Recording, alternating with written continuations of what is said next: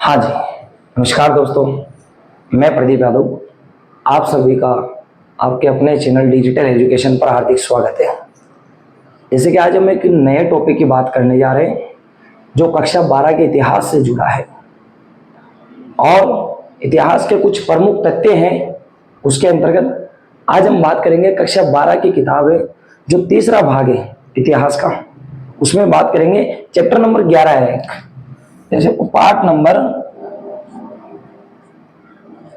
11 जो महात्मा गांधी से जुड़ा है एवं उनके आंदोलनों से। चैप्टर का नाम है महात्मा गांधी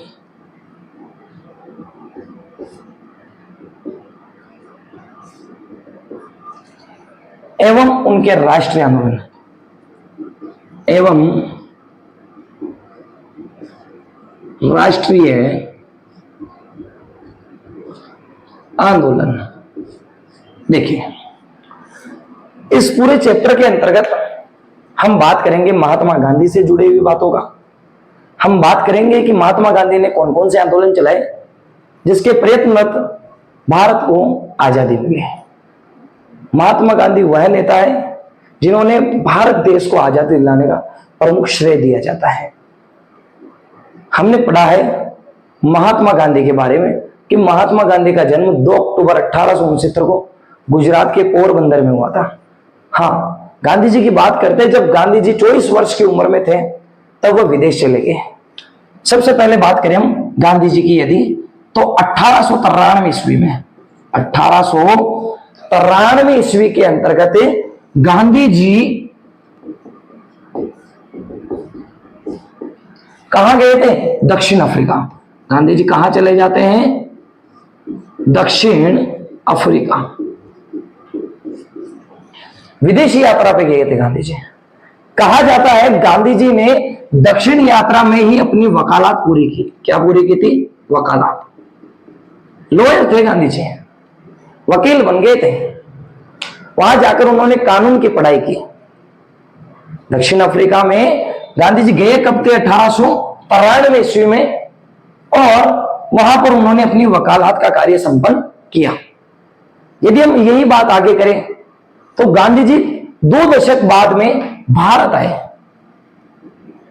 गांधी जी 1915 ईस्वी के समय आसपास का समय था, 1915-16 का, लेकिन एग्जैक्ट बताया नहीं जाता, लेकिन हम एक आंकड़ा तय करते हैं 1915 की बात कि गांधी जी 20 साल बाद लौटे थे।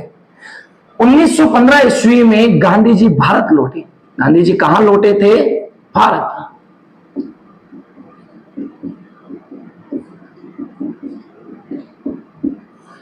कोई आपसे पूछे कि महात्मा गांधी दक्षिण अफ्रीका कब गए थे तो क्या बताना है? 1893 ईस्वी। गांधी जी की बात करें, पूछा जाए गांधी जी ने अपनी वकालत कहां से की थी? दक्षिण अफ्रीका से। उसके बाद आपसे पूछा जाए कि गांधी जी भारत कब लौटे थे तो आपको बताना है 1915 ईस्वी। अब बात करें अपन ने तो सबसे पहली बात आपको यह ध्यान रखना है, एक प्रश्न यहां से पूछा जाता है, उसका थोड़ा सा नोट डाल के लिख ले कि गांधी जी ने सबसे पहले सत्याग्रह की शुरुआत किस देश से की थी? तो वो देश कौन सा है? दक्षिण अफ्रीका। गांधी जी ने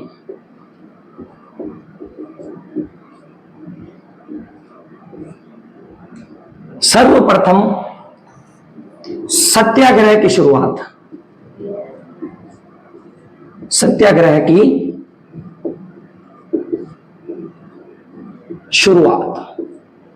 कोई भी आपसे पूछ ले कि गांधी जी ने सबसे पहले सत्याग्रह की अहिंसात्मक नीति का प्रयोग किस जगह किया तो आपको बताना है दक्षिण अफ्रीका में। गांधी जी ने सर्वप्रथम सत्याग्रह का प्रयोग दक्षिण अफ्रीका में किया था। कहां पर किया था? दक्षिण अफ्रीका में।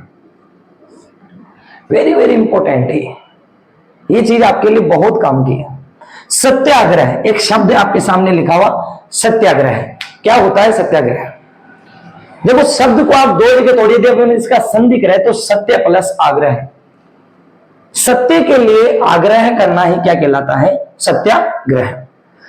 तो गांधी जी ने सबसे पहले सत्याग्रह की नीति किस देश में अपनाई थी? वो देश था दक्षिण अफ्रीका, जहां से उन्होंने अपनी वकालत पूरी की। अब बात करते हैं हम गांधी जी की भारत लौटने के। जब गांधी जी 1915 ईस्वी के अंतर्गत भारत लौटे तो उन्होंने देखा कि मेरे इस आर्यवर्त में, मेरे इस भारत में बहुत कुछ अलग दिखाई दे रहा था। उनको काफी परिवर्तन दिखाई दिए उन्हें, क्योंकि 20 साल बाद यदि कोई व्यक्ति आएगा तो काफी कुछ परिवर्तन होता है। यदि आप भी अपने घर से 20 साल के लिए बाहर जाते हैं और आप अपने घर वापस 20 साल बाद लौटते हैं तो आपको भी कुछ ना कुछ परिवर्तन दिखाई देगा। इसी प्रकार जब गांधी जी विदेश यात्रा गए थे, दक्षिण अफ्रीका दौरे पे गए थे और 20 साल रह के आए, अपनी वकालत पूरी की, कानून की पढ़ाई की, और जब वो भारत लौटने का समय आया और जब 1915 ईस्वी में वह भारत लौटते हैं तो उन्होंने देखा कि मेरे भारत में काफी कुछ बदलाव आए। इन्होंने देखा कि भारत ब्रिटिशों का उपनिवेश तो है, लेकिन हमारे यहाँ के भारतीय लोग राजनीति के प्रति सक्रिय हो रहे हैं। इन्होंने सबसे बड़ा बदलाव क्या देखा अपने देश में कि हमारा भारत जो देश है, ब्रिटिशों का उपनिवेश तो था ही उस समय, क्या करे, परिस्थितियां ऐसी थी, हम कुछ कर नहीं पाए। अंग्रेजों के खिलाफ हम अपना आंदोलन नहीं रख पाए क्योंकि हमारे पास कोई अच्छा नेतृत्व नहीं था। आगे बात करें अपन इसमें, तो गांधी जी ने देखा कि यहां पर गरीबी है। उन्होंने देखा कि हमारे यहां के लोग राजनीति के सक्रिय हो रहे हैं, यहां पे गरीबी है। तो होता क्या है, गांधी जी के उस समय आंदोलन शुरू होते हैं कई। गांधी जी ने कई आंदोलन शुरू किए अपने देश में। हम प्रमुख आंदोलनों की बात करेंगे आगे अपने इस वीडियो में। असहयोग आंदोलन, नमक सत्याग्रह, और जब अंग्रेजों की भारत छोड़ने की बारी आई तो उस आंदोलन का नाम दिया गया अंग्रेजों भारत छोड़ो। हम बात करते गांधी जी की 1915 के भारत लौटने पर। जब गांधी जी के प्रमुख आंदोलन हो रहे थे उस समय इनसे कई लोग प्रभावित हुए थे। हम उन लोगों की बात करते हैं, उससे पहले एक बार फिर से देखिए, 1893 ईस्वी में गांधी जी दक्षिण अफ्रीका गए। कहा जाता है कि गांधी जी ने दक्षिण अफ्रीका में ही अपनी वकालत की पढ़ाई पूरी की। और उसी समय यदि अपन बात करें, गांधी जी ने सर्वप्रथम सत्याग्रह की शुरुआत की थी। कहां पर? दक्षिण अफ्रीका। गांधी जी दक्षिण अफ्रीका से भारत कब लौटते हैं? 1915 ईस्वी में। जब वो भारत लौटे तो उन्होंने क्या देखा कि मेरा जो भारत देश है वह भारत देश ब्रिटिश का उपनिवेश हुआ तो था ही, साथ साथ उन्हें एक बात अच्छी लगी कि मेरे ये जो भारत के लोग हैं वो राजनीतिक सक्रियता की ओर आ गए। धीरे धीरे वो पॉलिटिक्स समझने लगे कि देश में राजनीति क्या होती है। आगे देखते हैं अपन गांधी जी के बारे में कुछ और बातें जो हमारे इस चैप्टर से काफी इंपॉर्टेंट है। देखिए,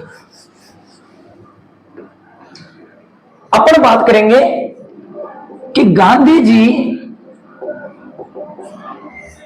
जब भारत आए थे तो गांधी जी के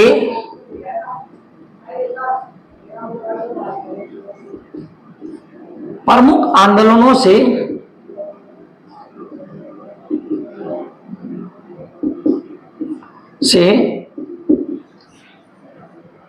कई नेता उभर कर सामने आए जिन्हें हम कह सकते हैं प्रमुख नेता। प्रमुख नेता सामने आए थे कि जब गांधी जी भारत लौटे तो गांधी जी के प्रयत्नों से, गांधी जी से प्रभावित होकर, उनके विचारों से प्रभावित होकर भारत के कई प्रमुख नेता जो राजनीति में उभर कर सामने आए, हम उनकी चर्चा करते हैं। तो उनमें से अपन सबसे पहले आपको याद रखना है उनके राज्य वाइज। बेटा ध्यान रखना, सबसे पहले महाराष्ट्र की बात करते हैं। महाराष्ट्र के, महाराष्ट्र से थे बाल गंगाधर तिलक। बाल गंगाधर तिलक। एक बात आपको याद रखनी है इस जगह एक और, कि बाल गंगाधर तिलक वही व्यक्ति हैं जिन्होंने भारतीय संविधान को बनाने के लिए सर्वप्रथम मांग की थी 1895 ईस्वी में। याद क्या रखना आपको कि बाल गंगाधर तिलक वह व्यक्ति है जिन्होंने 1895 ईस्वी के अंतर्गत भारतीय संविधान को बनाने की सर्वप्रथम मांग की थी। महाराष्ट्र के थे बाल गंगाधर तिलक। दूसरा आपको याद रखना है बंगाल से बंगाल से थे विपिन चंद्र पाल। विपिन चंद्र पाल। और एक और नेता है प्रमुख जो थे पंजाब से, वो भी गांधी जी के इन प्रयासों से काफी प्रभावित हुए और उन्होंने गांधी जी की ओर आना शुरू किया। पंजाब से थे लाला लाजपत राय। लाला लाजपत राय। कहा जाता है इन तीनों नेताओं को एक नाम से और जाना जाता है, लाल, बाल और पाल। गांधी जी के आंदोलनों से भारत के कुछ प्रमुख नेता जो उनकी तरफ आकर्षित होते हैं, प्रभावित होते हैं, उनके नाम फिर से देख लीजिए एक बार आप। महाराष्ट्र से थे बाल गंगाधर तिलक। महाराष्ट्र से कौन थे? बाल गंगाधर तिलक। और बात करें बंगाल की, तो बंगाल से थे विपिन चंद्र पाल। बंगाल के कौन थे? विपिन चंद्र पाल। और हम बात करें जब हमारे पंजाब की, तो पंजाब से कौन थे? लाला लाजपत राय। ये वो नेता हैं जो गांधी जी के आंदोलनों से उनसे क्या हुए थे? प्रभावित हुए थे। अब अपन आगे बात करेंगे इसमें, तो एक चीज आपको और ध्यान रखना है, गांधी जी के बारे में ही है वो, थोड़ी सी इधर देख लेते हैं अपन, थोड़ा सा नोट में देख लेते हैं इसको, कि जब गांधी जी भारत लौटे तो एक व्यक्ति है बहुत प्रमुख है, आपको याद रखना है उनका नाम, और उनका नाम है गोपाल कृष्ण गोखले। नाम क्या है? गोपाल कृष्ण गोखले। देखो आपको कहीं ना कहीं भगवान कृष्ण के नाम नजर आएंगे। गोपाल किसको कहा जाता है? भगवान कृष्ण को कहा जाता है। कृष्ण तो आप जानते हैं उनका नाम ही है। तो गोपाल कृष्ण गोखले तो कुछ ना कुछ थोड़ा सा स्वभाव भी भगवान जैसा ही होगा। भगवान ने क्या किया था? महाभारत के युद्ध में अर्जुन को सलाह दी थी। जब महाभारत का युद्ध चल रहा था कुरुक्षेत्र में, तब भगवान कृष्ण क्या करते हैं? अर्जुन को अपनी सलाह देते कि युद्ध कैसे किया जाए। तो एक चीज अपने को यहीं से याद करनी है कि गोपाल कृष्ण गोखले वह व्यक्ति हैं जो गांधी जी के राजनीतिक परामर्शदाता थे। वेरी वेरी इंपॉर्टेंट प्रश्न क्या पूछा जाएगा? गोपाल कृष्ण गोखले गांधी जी के, किसके? गांधी जी के क्या थे? राजनीतिक परामर्शदाता। राजनीतिक परामर्शदाता। देखिए गोपाल कृष्ण गोखले जी की हम बात करते हैं इसमें, तो ये गांधी जी के जीवन के राजनीतिक परामर्शदाता थे। यदि गोपाल कृष्ण जी की और बात करें अपन, तो इन्होंने गांधी जी को ब्रिटिश भारत, कौन सा भारत की बात कर रहे हैं अपन? ब्रिटिश भारत।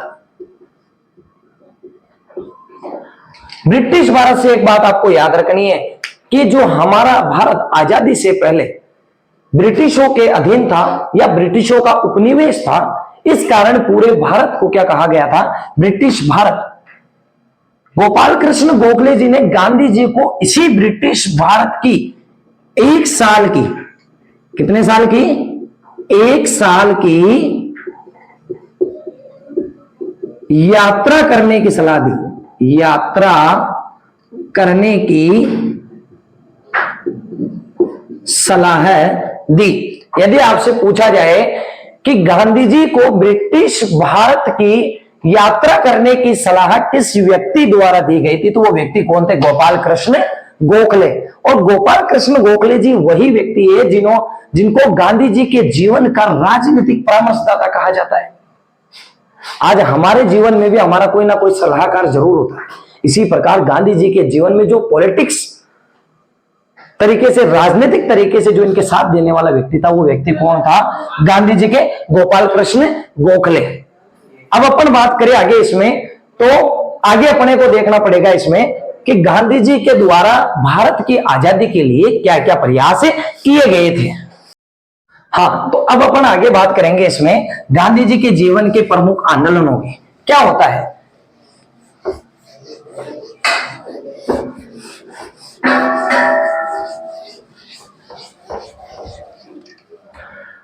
हाँ, अब देखिए अपन बात करते हैं कि गांधी जी की एक बात आपको पहले वाले से थोड़ा याद रखना है कि अपन ने भी जस्ट पहले पढ़ा है कि गांधी जी विदेश यात्रा करके दक्षिण अफ्रीका जब वो रहे थे 1893 ईस्वी में दक्षिण अफ्रीका गांधी जी गए थे और कहा जाता है तकरीबन 20-22 साल के टाइम पीरियड के बाद में वो फिर से भारत लौटे और यह भी बताया जाता है कि गांधी जी ने अपना अधिकांश समय दक्षिण अफ्रीका में बिताया। विदेशी यात्रा की जब बात करते हैं तो गांधी जी ने अपना अधिकांश समय किस देश में बिताया था? दक्षिण अफ्रीका में। और यह भी पता लगता है हमारे को कि इन्होंने वहां से वकालत की थी। गांधी जी जब दक्षिण अफ्रीका से भारत लौटे 1915 ईस्वी में, तो उसके बाद के घटनाक्रम की कुछ बातें आपके सामने आ रही है। देखिए, हम बात करते हैं 1916 ईस्वी की। 1916 ईस्वी के भारत के बनारस में, उत्तर प्रदेश की बात करते हैं, बनारस से हिंदू विश्वविद्यालय, बनारस से हिंदू विश्वविद्यालय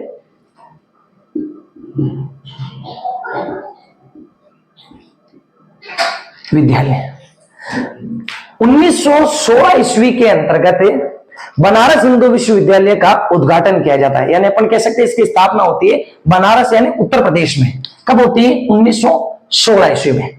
गांधी जी को इसके उद्घाटन के अंतर्गत आमंत्रित किया जाता है। अपन यह कह सकते चीफ गेस्ट, एक अतिथि के रूप में वहां उनको एक भाषण के लिए बुलाया जाता है या लोगों को अपने बारे में बताने के लिए, देश के आने वाले समय के लिए या देश की आजादी से संबंधित संबोधित करने के लिए उनको आमंत्रित किया जाता था।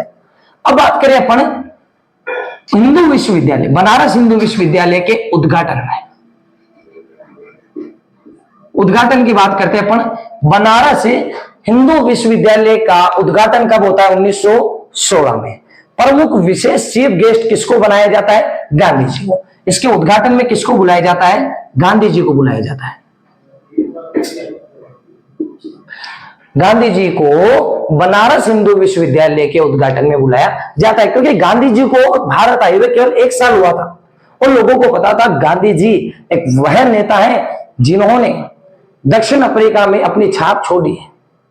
दक्षिण अफ्रीका में गांधी जी को एक भारतीय नेता के रूप में जाना जाता था कि ये एक भारतीय नेता है जो अपने देश की आजादी के लिए कुछ ना कुछ करेंगे।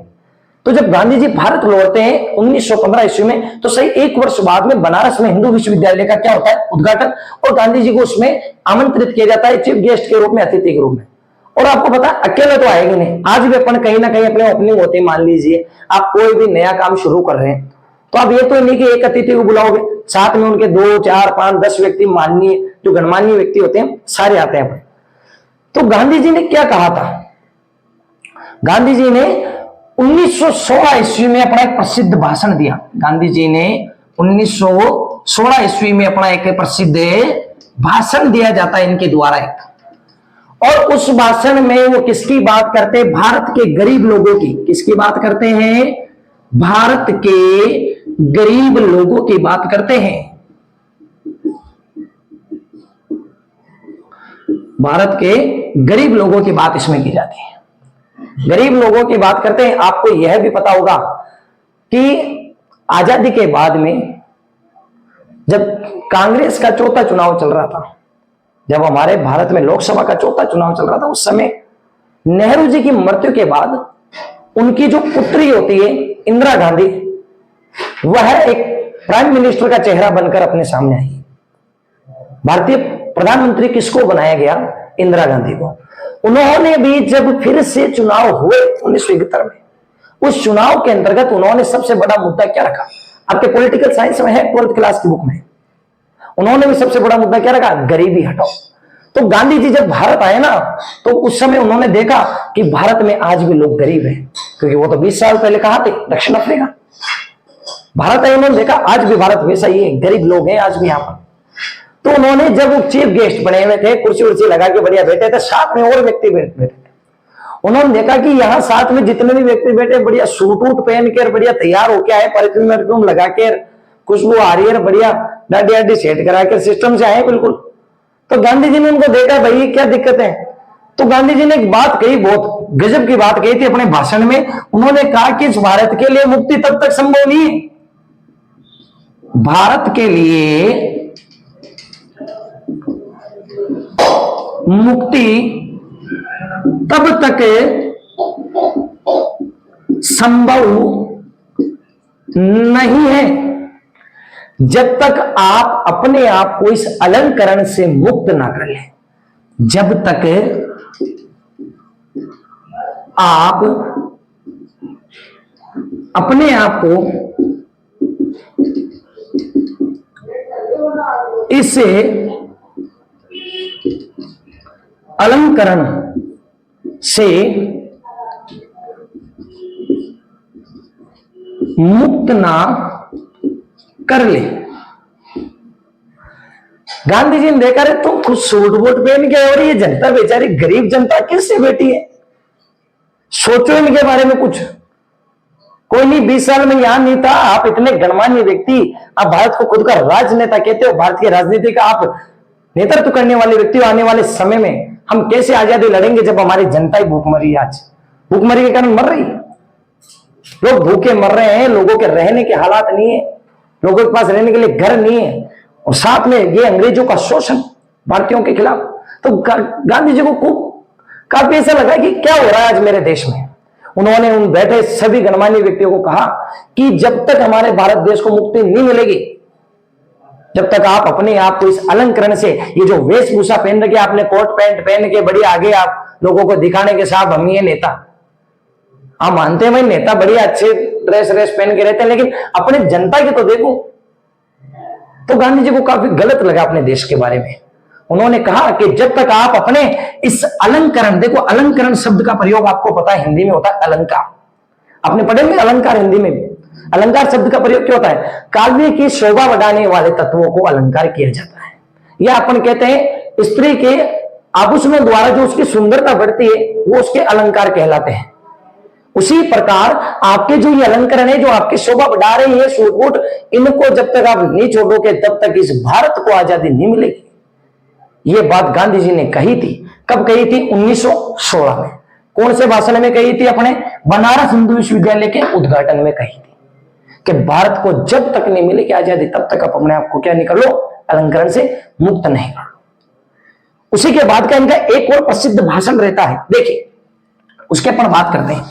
और गांधी जी ने अपने इसी भाषण के दरमियान एक बात और कही थी कि भारत के गरीब लोगों के बारे में बात की थी कि आज भी भारत में वही गरीब लोग हैं जो मैं आज के 20 साल पहले इस भारत में देख के गया था। देखिए अब क्या करते हैं गांधी जी को। देखो गांधी जी अपने एक लीडर के रूप में रहे। यदि हम अपने देश के लीडर की बात करें तो गांधी जी को आज ऐसे राष्ट्रपिता नहीं कहा जाता।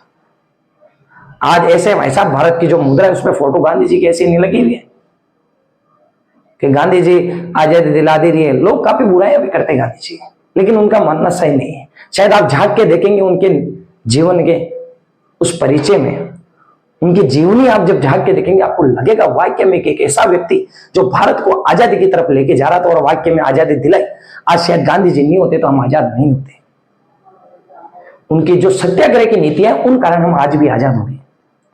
शायद अहिंसात्मक, देखो वो कहते हैं ना कि जब कोई दो व्यक्ति लड़ रहे हो ना तो लड़ाई से समझौता कभी नहीं होता है, संधि कर कर समझौता हो सकता है। आप बैठ के प्रेम से दो बात करिए, आपके बीच में समझौता हो जाएगा। शायद गांधी जी एक क्रांति का बारे में सोचते या क्रांति करने के बारे में सोचते या क्रांति का विचार अपने दिमाग में लाते तो शायद आज हम आज भी उपनिवेश रहते दूसरे देशों के।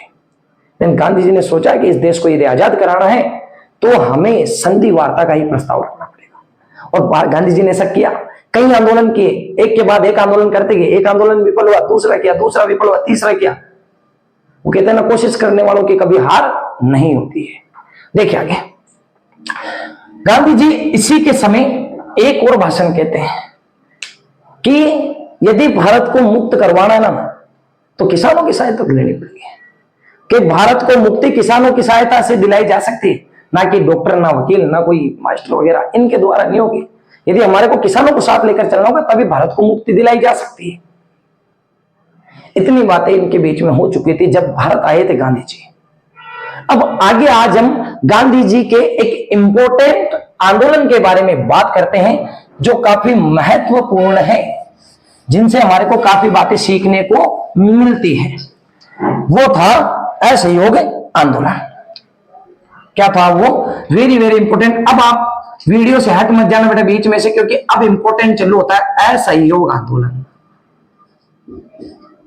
असहयोग आंदोलन,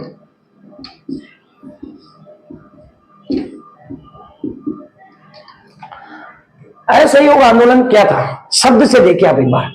असहयोग आंदोलन कि गांधी जी ने यह सोचा कि हमारे भारत देश को आजादी किस प्रकार दिलाई जाए, और गांधी जी ने जो अपने जीवन का प्रथम आंदोलन की अपन बात करें, प्रमुख आंदोलन जो आज भी कक्षा 6 से लेकर कक्षा 12 की किताबों में, हर सामाजिक विज्ञान की किताब में, यदि आप सब्जेक्ट बदल लेते तो इतिहास की किताब में आज भी आपको असहयोग आंदोलन देखने को मिलेगा। यह वह आंदोलन है जिसने अंग्रेजों की नींव हिलाई थी। तो सबसे पहले हम बात करते हैं असहयोग आंदोलन के कारण। असहयोग आंदोलन के कारण क्या रहे? असहयोग आंदोलन के कारण की यदि अपन बात करें, आज अपन कोई भी काम करते हैं सबसे पहले उसके पीछे कुछ कारण होता है। आज आप मान लीजिए पढ़ाई कर रहे हैं तो उसके पीछे भी आपका कारण रहा है कुछ ना कुछ, कि हमें इतने परसेंटेज बनाने हैं, हमें अपने जीवन में आने वाले समय में अपने लक्ष्य की प्राप्ति करनी है। इन सभी उद्देश्यों को अपन साथ लेकर क्या करते हैं, अपनी शुरुआत करते हैं जीवन की। इसी प्रकार असहयोग आंदोलन के भी कुछ कारण रहे थे, जिनमें मैं बात करूं तो पहला कारण था खिलाफत आंदोलन। खिलाफत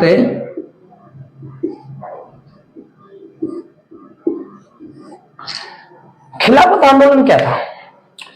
जो भारत में तुर्की मुसलमान थे ना, जो तुर्क से आकर यहां अपने रहने लग गए, मध्यकालीन भारत की अपन बात करें, जब हमारे भारत पर मुस्लिम अटैक ज्यादा से ज्यादा हो रहे थे, उस समय कई मुस्लिम हमारे जैसे कई राजा आए, जैसे अपन मुगल वंश की बात करें, जो हमारे यहाँ का सबसे प्रमुख वंश रहा मध्यकालीन भारत का, वहां के कई मुस्लिम अपने यहां आए तुर्क से, मुगल जो आए थे वहां से, उनके साथ कई लोग यहाँ आए जो कुछ समय बाद यहीं पर रहने लगे, परमानेंट स्थायी रूप से भारत के निवासी हो गए। उनके परिवार के जो लोग थे, उनका जो समूह था आगे जाकर तुर्की मुसलमान के रूप में जाना गया। जब भारत ब्रिटिशों का उपनिवेश बना तो तुर्की मुसलमानों द्वारा उनके शोषण का विरोध करते समय एक आंदोलन चलाया गया जिसका नाम था खिलाफत आंदोलन। आपको कोई भी पूछे खिलाफत आंदोलन किसके द्वारा चलाया गया था? तुर्की मुसलमानों द्वारा। किसके द्वारा? तुर्की मुसलमानों द्वारा। तुर्क के जो होते मुसलमान, उनकी बात करें, तुर्की मुसलमानों द्वारा खिलाफत आंदोलन चलाया गया अंग्रेजों की शोषणकारी नीतियों के विरोध में। एक चीज और ध्यान रखने आपको कि इनकी सबसे बड़ी मांग क्या थी खिलाफत आंदोलन में तुर्की मुसलमानों की? खलीफा के पद को, खलीफा के पद की पुनर्स्थापना।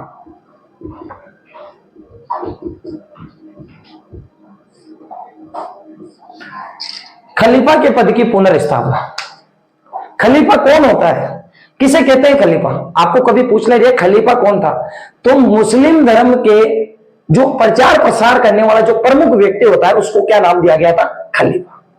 उस समय मुस्लिमों का शोषण किया जा रहा था अंग्रेजों द्वारा, और मुस्लिमों ने खिलाफत आंदोलन शुरू किया और उसमें अपनी सबसे बड़ी मांग क्या रखी थी? खलीफा के पद की पुनर्स्थापना। हमें अपने धर्म का प्रचारक आज वापस चाहिए, हमारा इस धर्म का वजूद है, इसलिए आज हम कुछ आगे करने के लिए हमारे को अपने उस प्रमुख व्यक्ति की आवश्यकता है। इसलिए ये कहा, ध्यान रखना, खिलाफत आंदोलन का प्रमुख उद्देश्य क्या था? खलीफा के पद की पुनर्स्थापना। प्रश्न पूछा जा सकता है आपसे, खिलाफत आंदोलन का प्रमुख उद्देश्य क्या था? खलीफा पद की पुनर्स्थापना।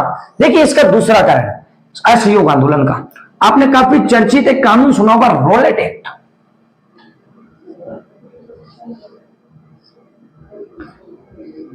रोलेट एक्ट यह है 1919 का। रोलेट एक्ट कब का है? 1919 ईस्वी का एक कानून था। बात करते हैं हम प्रथम विश्व युद्ध के। जब पूरे विश्व युद्ध में पूरे विश्व के देशों के मध्य लड़ाइयां शुरू हुई तो उसको प्रथम विश्व युद्ध के नाम से जाना गया। प्रथम विश्व युद्ध की अपन बात करें, देखिए दूसरे कारण का मैं आपको सब पॉइंट बता रहा हूं। रोलेट एक्ट का प्रथम विश्व युद्ध, कौन सा विश्व युद्ध? प्रथम विश्व युद्ध। कब होता है प्रथम विश्व युद्ध? 1914 से 1918 ईस्वी। प्रथम विश्व युद्ध में अंग्रेजों ने क्या सोचा कि एक काम करते हैं, अपन इन भारतीयों को अपने साथ ले लेते और इस युद्ध में अपन लड़ाई करेंगे। और अंग्रेजों ने भारतीयों को कहा, हमें आपकी आवश्यकता है, आप हमारी सहायता कीजिए, जो युद्ध हो रहा है इसमें आप हमारी सहायता कीजिए। तो भारतीय क्या सोचे कि यदि हम अंग्रेजों, उनके मन में क्या आशंका चल रही थी, उन्होंने क्या अंदाजा लगाया कि यदि हम अंग्रेजों की सहायता करेंगे तो अंग्रेज हमारी भी सहायता करेंगे, आने वाले समय हमारे को इनाम देंगे। भारतीय ने क्या सोचा कि यदि सरदार की हम सहायता करें, सरदार शाबाशी देगा। नहीं, सरदार ने शाबाशी नहीं दी भाई। सरदार की बात कर रहा हूं मैं आपको, एक ब्रिटिशों की। किसकी बात करते हैं अपन? ब्रिटिशों की। ब्रिटिशों ने भारतीयों को कहा कि आपको हमारे इस प्रथम विश्व युद्ध में हमारा साथ दो। और भारतीयों ने अंदाजा लगा लिया कि यदि अंग्रेजों का यदि हम साथ देंगे तो कहीं ना कहीं हमारे को सहायता की जाएगी अंग्रेजों द्वारा और हमारे को इनाम दिया जाएगा। लेकिन ऐसा कतई नहीं हुआ। भारतीयों ने ब्रिटिशों का साथ दिया प्रथम विश्व युद्ध में, और उसके इनाम में अंग्रेजों ने हमारे को क्या दिया था? Rowlatt Act. यह एक ऐसा कानून, इसकी एक प्रमुख शर्त आपको बताता हूं रोलेट एक्ट की, जिसके अंतर्गत बिना कारण बताए, बिना किसी कारण के जेल में बंद कर देना, बिना किसी कारण के जेल में बंद करना। यदि आज मान लीजिए आप किसी व्यक्ति की सहायता करते हैं तो आपको क्या जेल में बंद करेगा क्या? यह अंग्रेजों ने किया था हमारे साथ। जब हमने अंग्रेजों की सहायता की थी प्रथम विश्व युद्ध में, तो ब्रिटिशों ने हमारे को क्या तोहफा दिया था? रोलेट एक्ट, 1919 का रोलेट एक्ट, जिसकी एक प्रमुख शर्त है कि बिना किसी कारण के भारतीयों को क्या कर दिया जाएगा? जेल में बंद कर दिया जाएगा। भारतीयों को क्या कर दिया जाएगा? जेल में बंद कर दिया जाएगा। अब क्या होता है, इसी का विरोध होता है भारत में, और रोलेट एक्ट के विरोध में, रोलेट एक्ट का भारतीय क्या करते हैं? इसका विरोध करते हैं। और विरोध करने के बाद इस रोलेट एक्ट का दूसरा नाम क्या निकाला जाता है? काला कानून। क्या निकाला जाता है? काला कानून। आपको पूछा जाए कभी भी कि भारतीयों ने किस कानून को काले कानून की संज्ञा दी, तो वो कानून कौन सा है? रोलेट एक्ट, जो अंग्रेजों ने भारतीयों को जबरन तोहफा था प्रथम विश्व युद्ध के बाद में। 18 में प्रथम विश्व युद्ध खत्म हुआ और 19 में हमारे को गिफ्ट मिला भाई साहब, ये लो भाई साहब संभालो, ऐस करो, जा मौज करो। अरे मौज खाएगी, बिना किसी कारण के जेल में बंद कर दिया इन्होंने। इसके बाद में भारतीयों ने इनको क्या किया? इस कानून का विरोध किया और इस कानून को नाम क्या दे दिया? काला कानून। अब असहयोग आंदोलन के वो एक्चुअली हुआ क्या, कल हम अपना वीडियो कंप्लीट नहीं कर पाए, कोई टेक्निकल इश्यू आ गया था, इस कारण आज इस वीडियो को पूरा कर देते, जहां से आपको छोड़ा था उसी जगह से स्टार्ट करते। देखिए, असहयोग आंदोलन पढ़ रहे हैं अपन। असहयोग आंदोलन में हमने पढ़ा है असहयोग आंदोलन के कारण। सबसे पहला कारण हमारा रहा है खिलाफत आंदोलन, जो तुर्क के मुसलमानों द्वारा चलाया गया था अपने खलीफा के पद की पुनर्स्थापना के लिए। यही बात अपन आगे करते हैं। तो इसका दूसरा कारण रहा था रोलेट एक्ट, प्रथम विश्व युद्ध के बाद में भारतीयों पर लागू किया गया एक ऐसा कानून जिससे भारतीयों का पूरी तरह से शोषण किया जा रहा था। एवं अब अपन बात करेंगे इसके तीसरे प्रमुख कारण की, वो रहता है अपना जलियांवाला बाग हत्याकांड। कौन सा हत्याकांड रहेगा? जलियांवाला बाग हत्याकांड।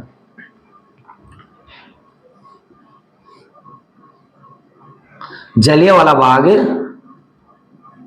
हत्याकांड। तारीख रहती है इसकी क्या? 13 अप्रैल 1919 ईस्वी।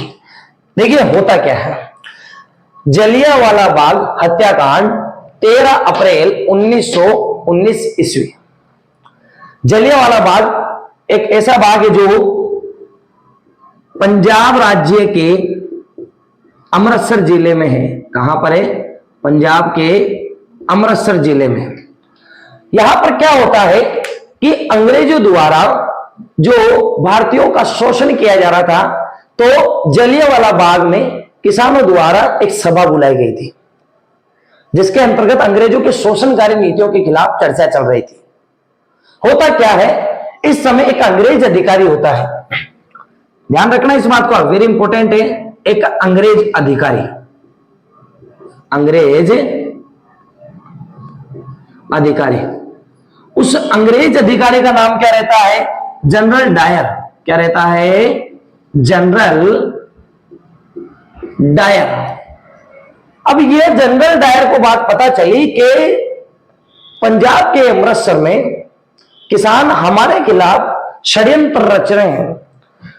अब एक अंग्रेज अधिकारी की भला कैसे सह पाए कि उनके खिलाफ कोई षड्यंत्र रचे, क्योंकि उस समय भारतीय ब्रिटिशों के गुलाम थे, भारत एक उपनिवेश था।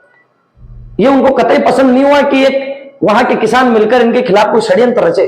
जैसे जनरल डायर को पता चला, जनरल डायर ने अपने सैनिकों को आदेश दिया कि जलियांवाला बाग को चारों तरफ से घेर लिया जाए।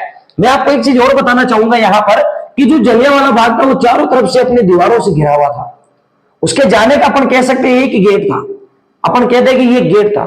जनरल डायर के आदेश से इस जलियांवाला बाग को चारों तरफ से सैनिकों द्वारा घेर लिया गया और जनरल डायर के एक आदेश पर चारों तरफ से जलियांवाला बाग में बैठे किसानों की सभा के ऊपर क्या चलवाई गई थी? गोलियां चलवाई गई। क्या चलवाई गई थी? गोलियां। गोलियां चलाई गई। किसके कहने पर? जनरल डायर के कहने पर। यह कौन था? एक अंग्रेज अधिकारी था जिसको पता चला कि जलियांवाला बाग में किसान हमारे खिलाफ षड्यंत्र रच रहे हैं और उसी षड्यंत्र को विफल करने के लिए जनरल डायर ने अपनी एक सेना भेजी और इसके चारों तरफ भेजकर वहां पर क्या चलवाएगी? गोलियां चलाई। कहा जाता है इस जलियांवाला बाग के इस गोलीकांड के अंतर्गत 389 लोगों की मौत हुई। कितने लोगों की? 389 लोगों की मौत।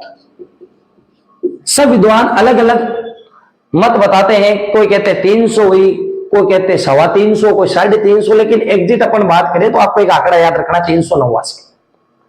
जलियांवाला बाग हत्याकांड के अंतर्गत प्रमुख बातें अपने को क्या याद रखनी है कि ये कहां पर स्थित है? पंजाब अमृतसर। पिछले वर्ष के इतिहास के 1 नंबर में ये प्रश्न पूछा जा चुका है, जलियांवाला बाग कहां स्थित है? तो आपका उत्तर क्या रहा होगा उस समय? पंजाब अमृतसर। और यह हत्याकांड होता कब है? 13 अप्रैल 1919 ईस्वी को होता है। इसके अंतर्गत प्रमुख व्यक्ति कौन रहता है? एक अंग्रेज अधिकारी जिसका नाम क्या है? General Dyer. और जनरल डायर ने जलियांवाला बाग क्या चलवाई थी? गोलियां चलवाई, जिसके अंतर्गत कितने लोगों की मौत होती है? 389 लोगों की मौत होती है। यह बात अपने इंपोर्टेंट रखनी है। एक बार फिर से देखें अपन असहयोग आंदोलन। असहयोग आंदोलन के कारण पढ़े, पहला था खिलाफत आंदोलन, दूसरा रॉलेट एक्ट और तीसरा अपन ने पढ़ा जलियांवाला बाग हत्याकांड। अब अपन बात करेंगे कि असहयोग आंदोलन शुरू क्यों हुआ। देखिए, यह अपन ने कारण पढ़ लिया। अब असहयोग आंदोलन की शुरुआत देखते कैसे होता है।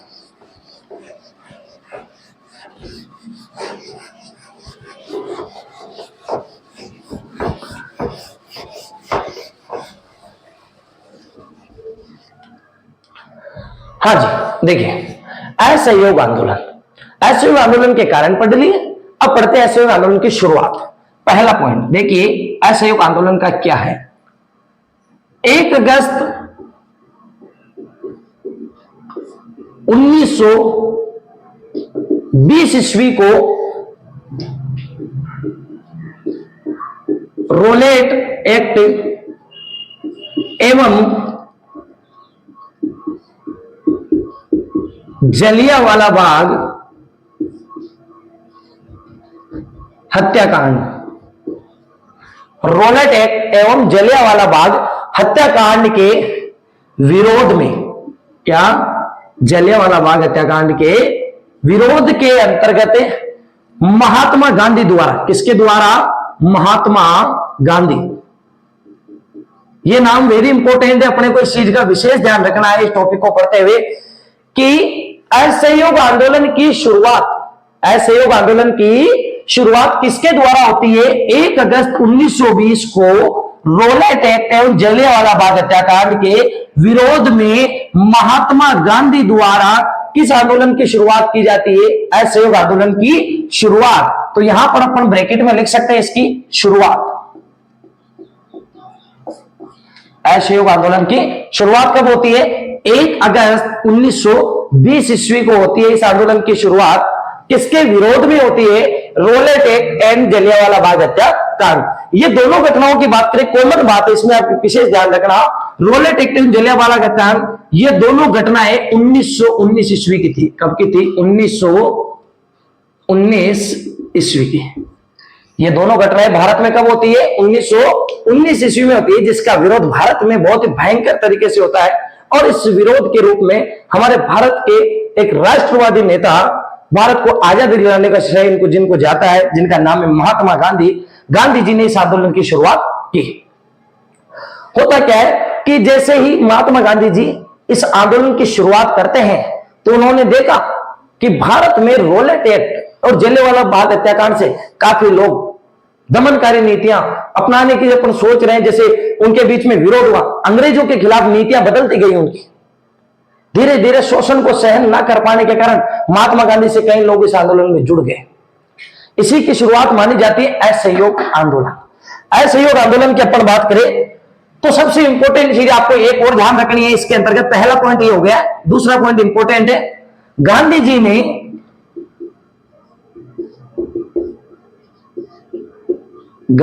ने औपनिवेशिक शासन का अंत करने के लिए, किसका? औपनिवेशिक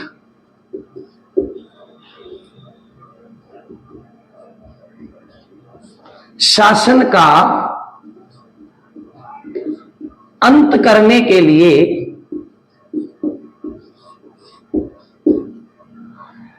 तुर्की मुसलमानों द्वारा चलाए गए, अंत करने के लिए तुर्की मुसलमानों द्वारा जो चलाया गया था खिलाफत आंदोलन, खिलाफत आंदोलन, याद रखना अपने को, ऐसे आंदोलन का कारण रहा है खिलाफत आंदोलन। और यह खिलाफत आंदोलन किसके द्वारा चला गया था? तुर्की मुसलमानों द्वारा। औपनिवेशिक शासन का अंत करने के लिए खिलाफत आंदोलन को गांधी जी ने असहयोग आंदोलन के साथ मिलाने का प्रयास किया। असहयोग आंदोलन,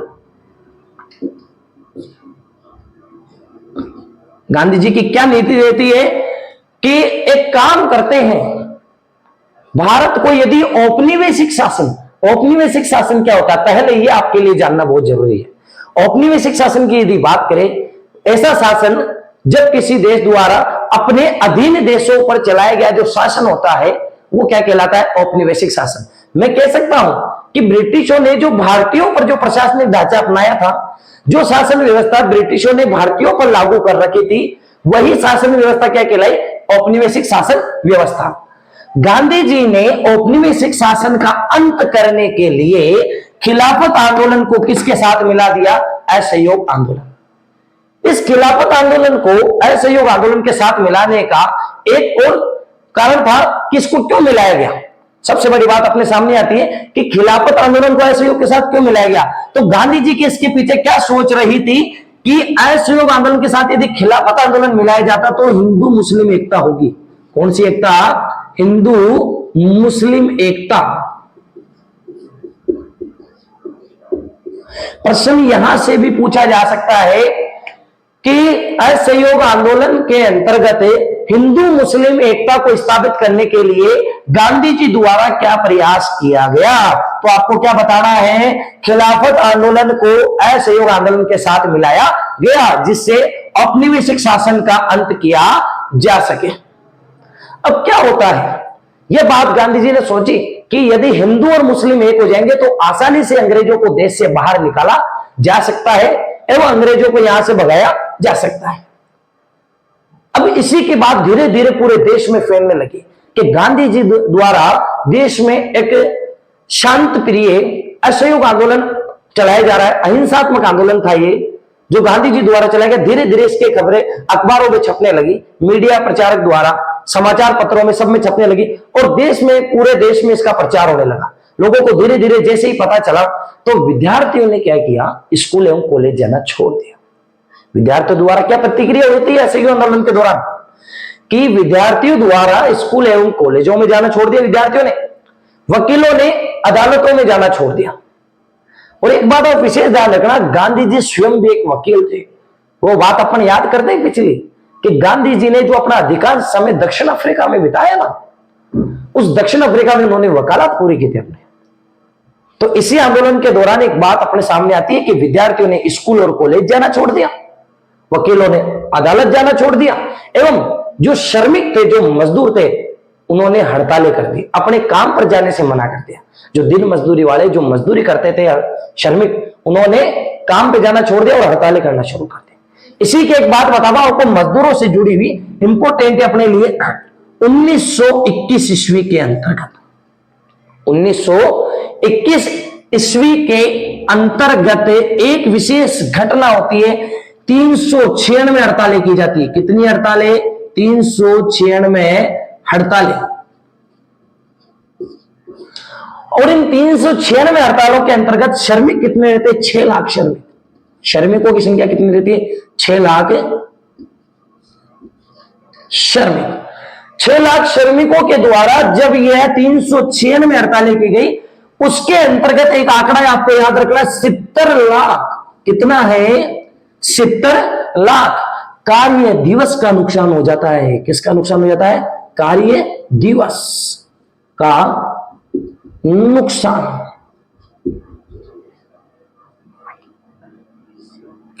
अब देखिए आगे एक चीज अपने को याद रखनी, यहां से सबसे ज्यादा पूछा जाने वाला प्रश्न होता है असहयोग आंदोलन से, कि असहयोग आंदोलन के दौरान हड़तालें कब हुई मजदूरों द्वारा? 1921 ईस्वी के अंतर्गत। कितनी हड़तालें हुई? 396 हड़तालें। 396 हड़ताल की जब अपन बात करते हैं तो ध्यान रखना है अपने को कि 6 लाख श्रमिक हड़ताल पे थे। कितने श्रमिक?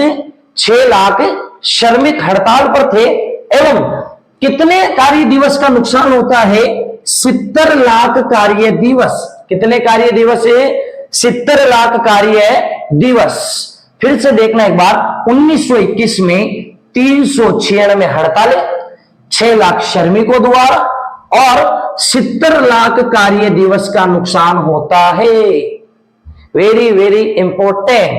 वापस देखते हैं एक बार शुरुआत से कि असहयोग आंदोलन की शुरुआत कब होती है? 1 अगस्त 1920 ईस्वी को। 1 अगस्त 1920 ईस्वी को किसके द्वारा होती है? महात्मा गांधी द्वारा। किसके द्वारा होती है? महात्मा गांधी द्वारा होती है। और किसके विरोध में होती है ये? रोलेट एक्ट एवं जलियांवाला बाग हत्याकांड। कोई भी आपसे पूछे कि असहयोग आंदोलन की शुरुआत क्यों होती है? रोलेट एक्ट एवं जलियांवाला बाग हत्याकांड के विरोध में, क्योंकि ये दोनों घटनाएं कब हुई थी? 1919 में। इसी के बाद आपको पता रखना है कि गांधी जी द्वारा क्या किया गया? औपनिवेशिक शासन का अंत करने के लिए। किसका अंत करने के लिए? औपनिवेशिक शासन का अंत करने के लिए गांधी जी ने खिलाफत आंदोलन को असहयोग आंदोलन के साथ मिलाने का प्रयास किया। उसके पीछे कारण रहा कि हिंदू और मुस्लिमों की एकता होगी, जिससे अंग्रेजों को आसानी से भगाया जा सके। उसी के बाद अपन ने देखा विद्यार्थियों ने स्कूल एवं कॉलेज जाना छोड़ दिया, वकीलों ने अदालत जाना छोड़ दिया, एवं श्रमिक हड़ताल पे चले गए। वहीं से एक बात अपने को याद रखनी, 1921 ईस्वी के अंतर्गत 396 हड़तालें होती है, जिसमें 6 लाख श्रमिक शामिल होते हैं और उसी के दौरान 70 लाख कार्य दिवस का नुकसान होता है। कितना बड़ा नुकसान हुआ होगा आप सोचिए। 70 लाख कार्य दिवस। एक साल में 365 दिन होते हैं। अब सोचिए कि 1921 में जो 396 हड़ताल, उसमें 6 लाख श्रमिक थे। सभी चाहते थे देश को कैसे आजादी मिले। अब आगे इसमें एक चीज और अपने को याद रखनी है, वो अपने लिए वेरी इंपॉर्टेंट होने वाली है, क्योंकि क्वेश्चन वहां से पूछा जाता है 1 नंबर का।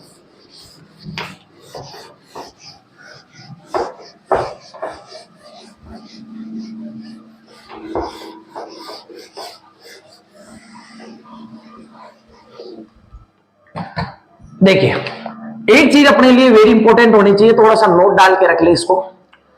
1857 ईस्वी की क्रांति के बाद, 1857 ईस्वी की क्रांति के बाद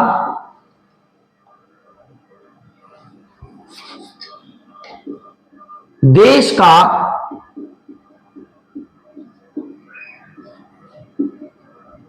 सबसे बड़ा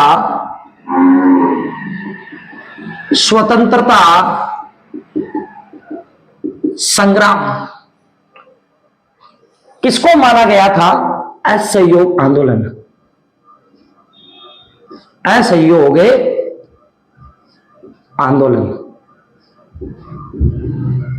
जिसने क्या की थी? अंग्रेजों की नींव हिला दी। असहयोग आंदोलन वह आंदोलन है जिसने अंग्रेजों की नींव हिला दी।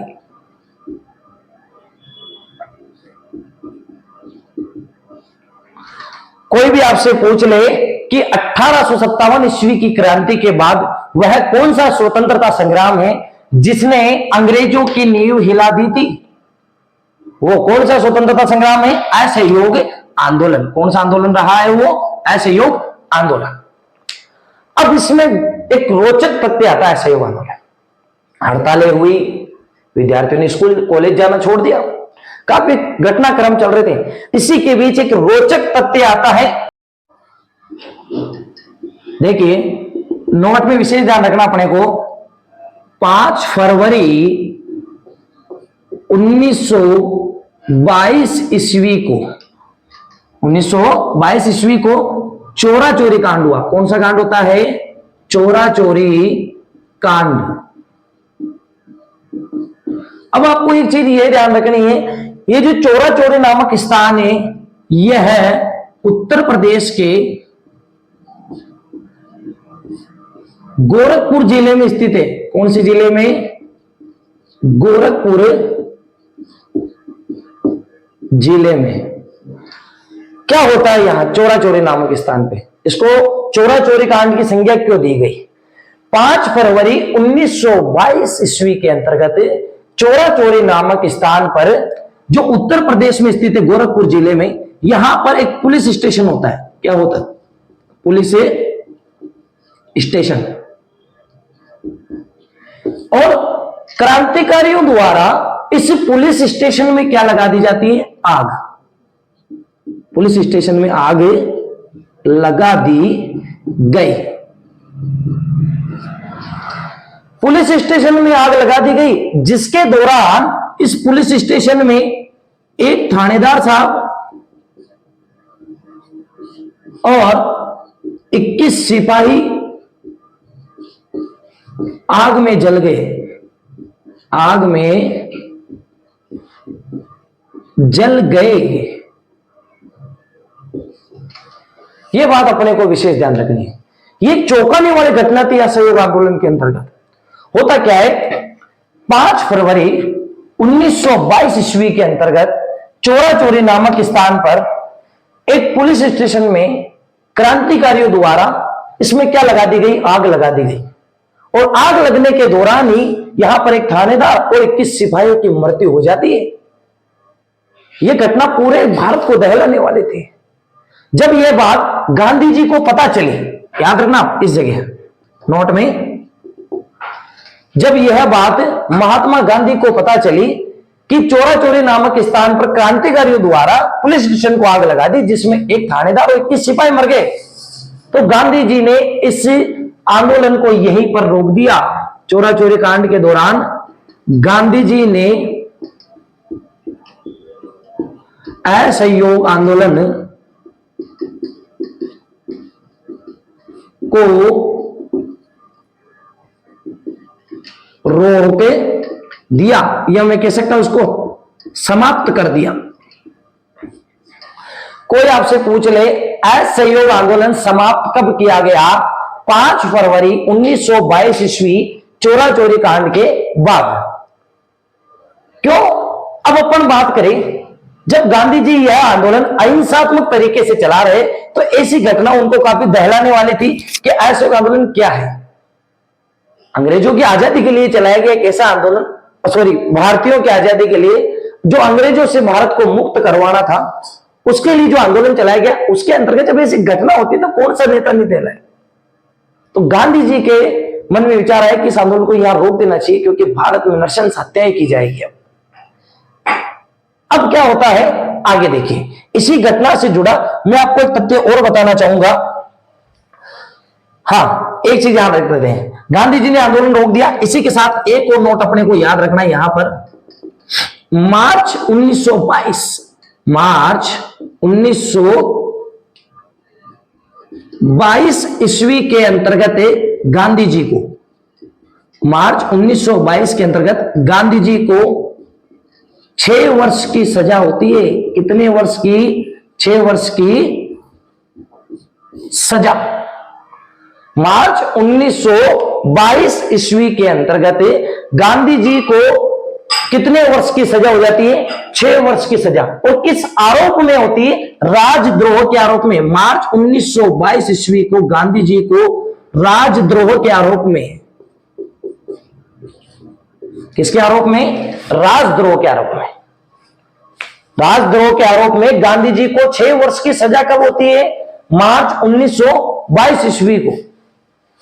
और इससे पहले की घटना आपको याद रखनी है, 5 फरवरी 1922 को चोरा चोरी कांड के दौरान गांधी जी को असहयोग आंदोलन को समाप्त करना पड़ा, रोकना पड़ा उसको। और उसके बाद जब ये घटना अंग्रेजों के पास पता लगी उनको, तो उन्होंने गांधी जी को 6 वर्ष की सजा सुना दी राजद्रोह के आरोप में। एक चीज आपको थोड़ी सी याद रखनी है, वो क्या है वो देखते हैं अपन। पहले इस चीज को वापस देख लेना।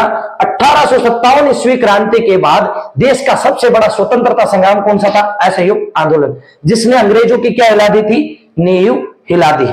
5 फरवरी 1922 को चोरा चोरी कांड उत्तर प्रदेश के गोरखपुर जिले में होता है, जहां पर एक पुलिस स्टेशन को क्रांतिकारियों द्वारा आग लगा दी जाती है, जिसके अंतर्गत एक थानेदार और 21 सिपाही आग में जलकर मर जाते हैं। इस घटना के कारण गांधी जी को असहयोग आंदोलन को रोकना पड़ा एवं उसे समाप्त कर दिया गया। और उसी के कुछ समय बाद में, सही 1 महीने बाद में, मार्च 1922 ईस्वी में गांधी जी को राजद्रोह के आरोप में 6 वर्ष की सजा हो गई। इससे संबंधित एक बात और है, आपके सामने बताना चाहूंगा मैं आपको।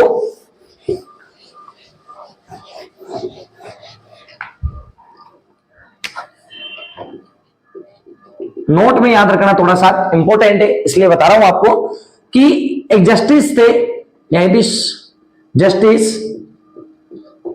C.N. ब्रूमफील्ड।